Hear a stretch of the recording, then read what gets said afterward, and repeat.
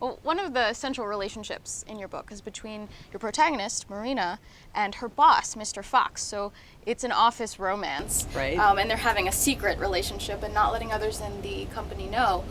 What was your thinking on this relationship? Did it add a level of complexity to the character, and was it a comment on career and love? You know, I had several people have complained to me about the relationship with Mr. Fox. He's not good enough for her, or they're not really in love enough. It's not the right relationship. He's not a very good boyfriend. Not a very good boyfriend. No. But my point was, you know what? He's not that bad either. And I think that there are relationships in our 20s we would not accept. In our 30s we would not accept. In our 40s, Mr. Fox doesn't look so bad all of a sudden. And I think that Marina is at a point where this is not supposed to be a relationship in literature. This is supposed to be a relationship in life. Right. So he's not bad. He's not perfect. They care for each other. They have some problems. So that as the book goes on, you really don't know one way or the other if they'll stay together or not. And I don't think that the reader would even have a passionate opinion as to whether or not they should stay together or not, in the same way that Marina doesn't, in the same way that sometimes we don't in our own lives. So there's another relationship, romantic relationship brewing in Marina's life, or potentially, and that's with Dr. Anders.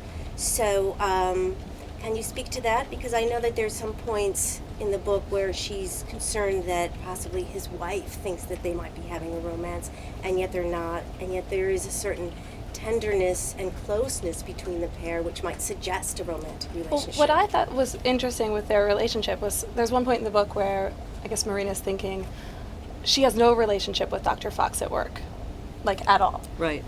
But she has this really close connection with Anders, even if they're just friends or colleagues. So while there isn't a romantic relationship there, it's just really interesting to me how close you can become with your coworkers. Yes. You know, one, you're closer with a friend than a lover, all of these things. That's exactly what I had in mind. I mean, when you say there's another potential romantic relationship, I think, no, they're not romantic. They are very good friends, but they are together in one room. If you've ever been in a lab, it's a tiny little space. They're together all day, and they have shorthand. They have a rapport. They really have such an entrenched and deep understanding of one another. It's not romantic, but she, of course, is very aware of Anders' wife, who she likes, and she doesn't want to be threatening to her. Right. And so she's balancing a lot. It's very subtle, and I think any time you have that kind of a friendship with a coworker or someone who's married, you kind of want to always leave the door open, just so no one ever thinks that you're doing something you shouldn't do. And another of the central relationships in the book is mentor to student, right? And yes. Our first introduction to Dr. Swanson is this huge mistake that Marina makes when she's a student. She hurries a C-section and hurts this child, and it's so traumatic for her that she changes careers entirely. Explain to us your thinking about this career-altering mistake and how it haunts her and kind of keeps alive this bad mentor relationship with Dr. Swanson. Changes the whole direction of her life, right? Because was she engaged, or she was in a long-term relationship? And she was married. She was married. Okay, so she had her life on track, and had she not made that mistake, maybe she would have had her own child, and her life could have unfolded in a completely different way. Instead, she's crippled with fear. She's haunted. Yeah. Right. I have to say, years and years ago, long before I ever had the idea for this book, my doctor is a really close friend of mine.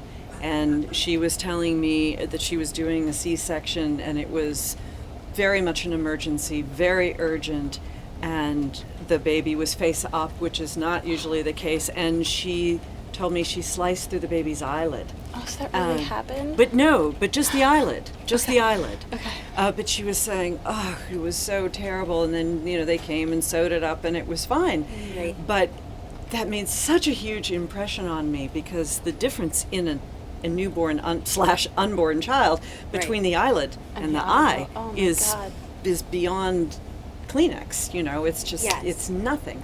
And so when I was thinking about something which it's terrible what novelists sit around thinking about. What is the worst case scenario that could possibly happen? Does she drop the baby? I really thought about that. Because that happens all the time. they're slippery and they squirm and people drop them, and sometimes to a terrible end. Right. So what's going to happen? Didn't want the baby to die, but I wanted something bad to happen. My husband is a doctor, and this is what we talk about over dinner. I'm like, okay, I don't want the baby to die, but I want it to be bad, but not terribly bad, So we come up with it's going to cut the eye. And it's oddly sort of a cementing moment between Marina and Dr. Swanson, because it's not Dr. Swanson's fault, but it is also Dr. Swanson's responsibility. Right. Because she has set up this dictum about how often you're allowed to call, and that's why things get out of hand. But she never took responsibility, which for me as a reader, I was angry with her, thinking this was the student and she was abandoned. Yes, but again, living with a doctor, you cannot believe the stories that doctors tell about medical school and internship and residency. One of my favorite being a guy that my husband was in medical school with. If you are an intern, the origin of being intern is that you are interned at the hospital. You are not allowed to leave. If you are a resident, you live at the hospital, but you may leave. So this guy was an intern in surgery, and when you were on a rotation, and it was like a 3-week rotation, you were not allowed to leave the floor. His wife was having a baby in that hospital 1 floor down, and he left to go downstairs and see his baby, and he was thrown out of the program. I Because didn't know that. that was the rule. I mean, it's like fraternity hazing. I mean, it's crazy how bad these stories can be. So it seemed perfectly realistic to me that the surgeon would say, you may call me at 10 o'clock. If you call me at 9:45, all bets are off because you've broken the rule. Right. It's about obedience. That Dr. Swanson has a remarkable ability to make boundaries with herself. She compartmentalizes. Yeah, Right. yes. Yes, she does. She knows what is her responsibility and what is not her responsibility. Right.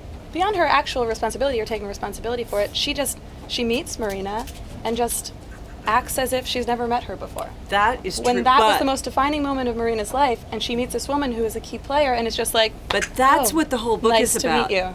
That's what the whole book is about. Because let me tell you, I've had teachers who absolutely shaped my life, and they do not remember me because they had thousands of students. I have been a teacher. I have been doing signings in a city I've never been to, had someone I have never seen before in my life walk up to me and say, I was in your class at Allegheny College in 19 whatever it was, and I was going to medical school and I took your advanced fiction class and it changed my entire, and I'm thinking, I have never seen you before. Right. I don't know their name, I don't know their face.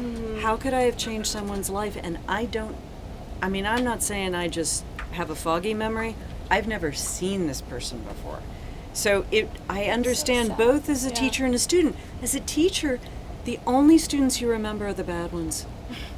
The ones that make your life hell. Those are the ones that are just tattooed on your soul. The good ones, and really, I was a good student, but I was quiet, always got my work in on time, sat in the back, answered maybe 1 question per class. Nobody remembered me. I was no So trouble. are you writing about yourself when you're talking about, when Dr. Swanson is talking to Marina, saying that some students, they wait for office hours to ask questions, they don't raise their hand in class. Is that you? It's not me, but Right. it's certainly an understanding that I have. And I did have one very scary teacher in college, and I can remember going to office hours and knocking on his door, and he screamed out with the door closed, "What do you want?" And I just turned around and left. The door never opened. I was terrified that he would know that it was me who had knocked on the door. Yeah, I was a rabbit.